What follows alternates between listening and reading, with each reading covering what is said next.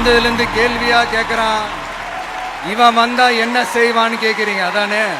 அதை செய்வோம் இதை செய்வோம் இந்த பொய்யான வாக்குறுதிகள்லாம் எப்பவுமே கொடுக்க மாட்டோம்.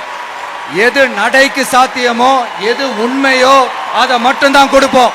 ஏழ்மை வறுமை இல்லாத தமிழகம், குடும்ப ஆதிக்கம் இல்லாத தமிழகம், ஊழல் இல்லாத தமிழகம், உண்மையான மக்களாட்சி, மனசாட்சி உள்ள மக்களாட்சி.